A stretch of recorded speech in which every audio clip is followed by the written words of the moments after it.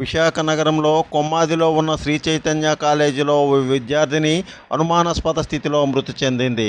దీనికి సంబంధించిన వివరాలు ఇలా ఉన్నాయి. శ్రీ చైతన్య కళాశాలలో రూపశ్రీ అనే విద్యార్థిని కొన్ని లైంగిక వేధింపులని తాళలేక నిన్న రాత్రి మేడపై నుంచి దూకి ఆత్మహత్య చేసుకున్నట్లు పోలీసులు నిర్ధారించారు.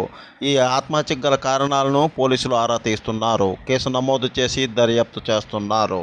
స్ఫూర్తి న్యూస్, విశాఖ సిటీ. రూపశ్రీ అనే అమ్మాయి కొమ్మద్ది శ్రీ చైతన్య కాలేజీలో చదువుకుంటుంది. ఆ అమ్మాయి నిన్న రాత్రి 1 గంట తర్వాత అక్కడ బిల్డింగ్ మీద నుంచి సూసైడ్ చేసుకోవడం జరిగింది. అయితే ఆ అమ్మాయి చనిపోయే ముందు వాళ్ళ నాన్నగారికి అయిన రమణ గారికి, అలాగే వాళ్ళ బావగారైన హరికృష్ణ గారికి అమ్మాయి కొన్ని మెసేజ్లు పెట్టింది. ఆ మెసేజ్లో ఏంటనంటే, ఇక్కడ ర్యాగింగ్ ఎక్కువగా జరుగుతుంది, అమ్మాయి మీద మామూలుగా నగ్నంగా ఫొటోస్ తీయడం సోషల్ మీడియాలో పెడతామని చెప్పేసి ఆ అమ్మాయిని వేధిస్తున్నట్టుగా ఆ మెసేజ్ ద్వారా తెలియపరచడం జరిగింది. అయితే ఈ అమ్మాయి సూసైడ్ చేసుకున్న తర్వాత నుంచి ఇప్పుడు ఇక్కడికి కేజీఎస్ దగ్గర ఈరోజు ఇప్పటికే పోస్ట్మార్టానికి బాడీని తరలించారు. అయితే పోస్ట్మార్టం చేయడానికి తరలించినప్పటికీ మేము సగర సామాజిక వర్గానికి చెందినటువంటి కులస్తులం. మేము కూలి పనులు చేసుకుంటూ ఉంటాం. కూలి పనులు చేసుకొని మా పిల్లల్ని కాలేజీలో జాయిన్ చేసి చదివిస్తూ ఉంటే ఈ యాజమాన్యమే వైఫల్యం వల్లే ఇలాంటి పరిస్థితి జరిగితే ఆడపిల్లలకి న్యాయం ఏంటి జరుగుతుంది?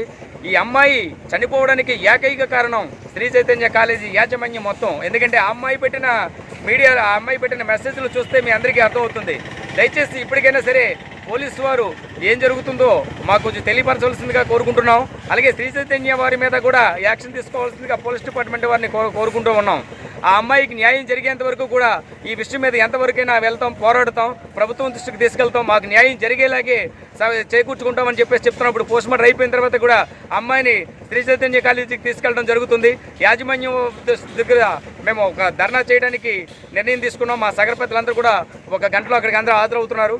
వీళ్ళందరి ద్వారా కూడా అక్కడ యాజమాన్యాన్ని మేము నిలదీయడం జరుగుతుంది. యాజమాన్యం ఆ అమ్మాయికి జరిగినటువంటి అన్యాయం మీద యాజమాన్యం స్పందించి దీనికి పూర్తి బాధ్యత వహిస్తే తప్ప ఆ యాజమాన్యాన్ని మేము ఎంతవరకైనా వదిలిపెట్టం, ఎంతవరకైనా తీసుకెళ్తాం.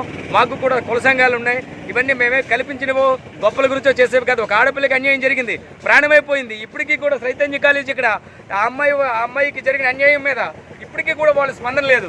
వాళ్ళు వచ్చారు, ఇద్దరు వచ్చారు కాలేజీ నుంచి. వాళ్ళు ఏం చెప్తున్నారంటే అమ్మాయి సరిగా కాలేజీకి రాదు అని చెప్పేసి చెప్తున్నారు. ఆ అమ్మాయి ర్యాంక్ స్టూడెంట్, ర్యాంక్ వస్తేనే శ్రీ చైతన్యలో జాయిన్ అయింది. కావాలితే ఆ అమ్మాయి యొక్క స్టడీ సర్టిఫికేట్స్ అన్ని కూడా మీరు తీసుకొని చెక్ చేయవలసిందిగా ఈ సభముఖంగా మీ అందరికీ తెలియజేస్తూ ఉన్నాను. ఒక గంటన్నరలో మా సంఘాలన్నీ కూడా ఉమ్మడి 3 జిల్లాల్లో ఉన్నటువంటి సగర సంఘాలన్నీ కూడా ఇక్కడికి కేజీఎస్ దగ్గరికి, అక్కడ చైతన్య కాలేజీ దగ్గరికి హాజరవుతున్నాయి. దీనికి పూర్తి బాధ్యత చైతన్య కాలేజీ వాళ్ళు వహించాలి. మాకు తగిన న్యాయం జరిపించాలి. ఆ బాధ్యత వాళ్ళు వహించకపోతే ఆ కాలేజీ యాజమాన్యం కూడా వాళ్ళ మీద యాక్షన్ తీసుకోవాల్సిందిగా ప్రభుత్వాన్ని కోరుతున్నాం. పశ్చిమ గోదావరి జిల్లా జంగారెడ్డిగూడెం పట్టణానికి ఆనుకొని ఉన్న గురువాయిగూడెం కార్యాలయంలో శుక్రవారం నాడు తెలుగుదేశం పార్టీ ఆవిర్భావ దినోత్సవ వేడుకలు ఘనంగా నిర్వహించారు.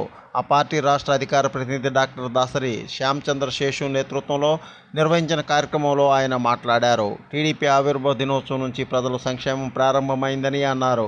మండల పార్టీ అధ్యక్షుడు సాయిలు సత్యనారాయణ తదితరులు ఈ కార్యక్రమంలో పాల్గొని ప్రసంగించారు. స్వామి, స్ఫూర్తి న్యూస్, పశ్చిమ గోదావరి. జై తెలుగుదేశం, చంద్రబాబు గారి నాయకత్వం, లోకేష్ గారి నాయకత్వం, చిన్నాడు గారి నాయకత్వం. జై తెలుగుదేశం, జై తెలుగుదేశం, జై తెలుగుదేశం. మనం ఎస్టీలకు అలాగే పేద కుటుంబాలకు ఎన్నో సంక్షేమ కార్యక్రమాలు చేపట్టి వారి అభివృద్ధికి విద్యాపరంగాను, ఉద్యోగపరంగాను, రాజకీయ పరంగాను ఎన్నో అవకాశాలు కల్పించిన వ్యక్తి అన్న నందమూరి తారక రామారావు గారు.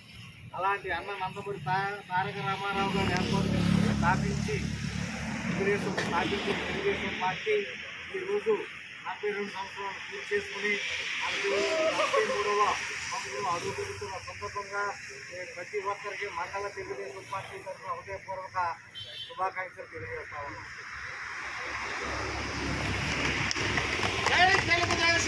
పేదల సంక్షేమమే తెలుగుదేశం పార్టీ ధ్యేయమని పార్వతీపురం మన్యం జిల్లా కురుపాం నియోజకవర్గం తెలుగుదేశం పార్టీ, జనసేన, బీజేపీ పార్టీల ఉమ్మడి అభ్యర్థి టి జగదీశ్వరి అన్నారు.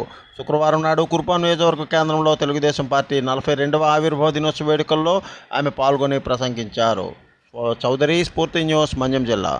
జంగారెడ్డిగూడెం పట్టణంలో వేంచేసి ఉన్న శ్రీ చక్రసహిత శ్రీ ముత్యాలమ్మ అమ్మవారికి వెండి చీరతో పాటు సింహాసనం నిర్మించడానికి అవసరమైన 1 కిలో వెండిని సమర్పించినట్లు ఆలయ నిర్మాణకర్త బవిరిశెట్టి మురళీకృష్ణ పద్మకుమార్ దంపతులు తెలిపారు. విజయవాడ నగరానికి చెందిన డాక్టర్ తమ్మ శ్రీరామ్, డాక్టర్ తమ్మ ఇంద్రాణి దంపతులు ఈ కానుకను సమర్పించారని ఆయన తెలిపారు. ఈ సందర్భంగా ధనకుమార్ మాట్లాడుతూ ముత్యాలమ్మ అమ్మవారి చతుర్థ వార్షికోత్సవం వచ్చే నెల 4వ తేదీ నుంచి 9వ తేదీ వరకు ఉగాది పర్వదినం మంగళవారం వరకు ఆలయంలో ఉత్సవాలు అత్యంత వైభవంగా నిర్వహించనున్నట్లు చెప్పారు.